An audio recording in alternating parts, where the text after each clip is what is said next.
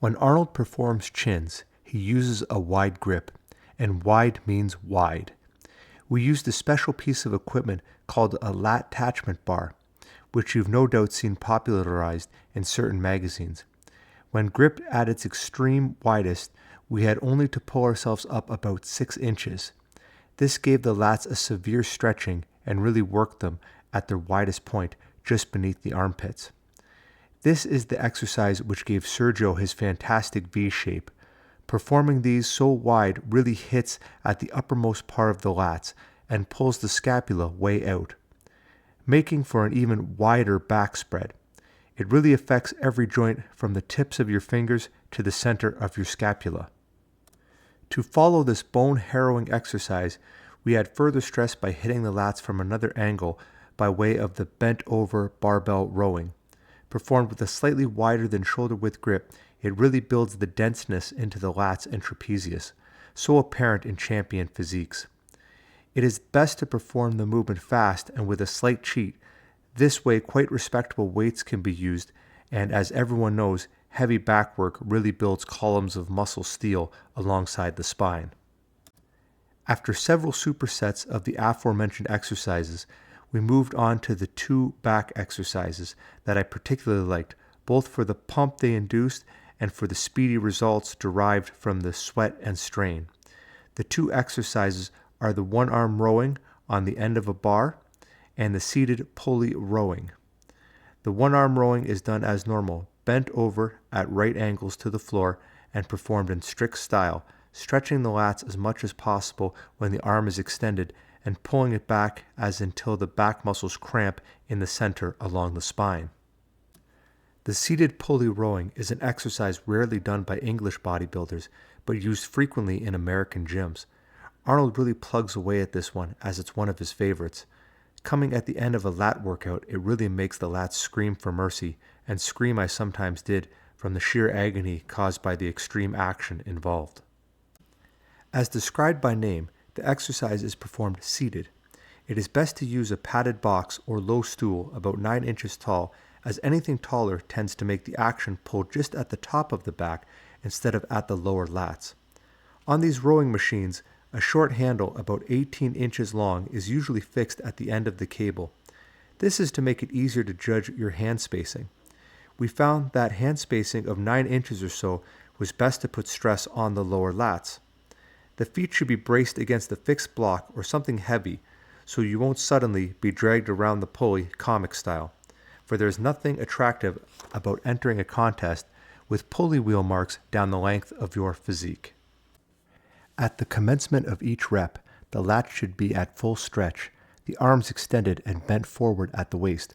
Pull back the weight until the center of the back is cramped together, and without swaying backwards to make the movement easier, which only defeats the object of the exercise. The upper body should be vertical to the floor at completion of the pull.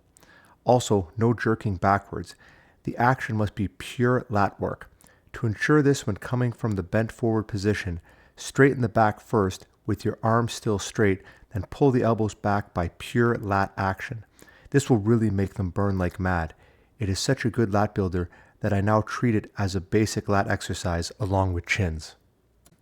To complete our back workout, we used the deadlift, and my back felt well and truly dead by the time we completed 5 or 6 sets of 10 repetitions.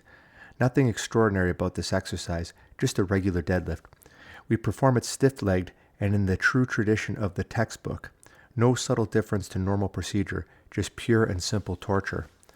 Arnold always allowed me a brief rest after the back workout before plunging into the bicep blitzing. I guess it was because he thought the veins in my neck might burst without some respite. The bicep workout is to Arnold what money is to Paul Getty, the love of his life. He seems able to endure considerable discomfort to use prolific weights in his quest for those mythical baseball biceps, not so mythical in his case. Arnold's bicep workout revolves around the preacher bench, using it in a variety of movements, but I shall describe the routine we use most frequently, in which 2 preacher exercises are utilized. The first movement Arnold used in each and every schedule was the wide grip baseball curl, which he says contributed most to his phenomenal biceps. It was performed as a normal curl except for the wide grip, the hand spacing between 24 inches to 27 inches. This action lengthens and peaks the bicep due to its action on the outer head of the biceps. It is the outer head which gives the biceps that sought-after peak when well developed. Arnold uses wide grips on all barbell curling exercise and curls sideways from the body when using dumbbells. The next part of the superset was one of these dumbbell exercises, the incline dumbbell curl. When he performed this exercise, he always kept his head off the bench, saying that this kept the stress from the pecs whilst curling the dumbbells up and curled the dumbbells outwards away from the body as much as possible. It was, in fact, a very exaggerated action. This is another exercise for the outer biceps head, as were most of the bicep repertoire, as a few sets of this will let you know.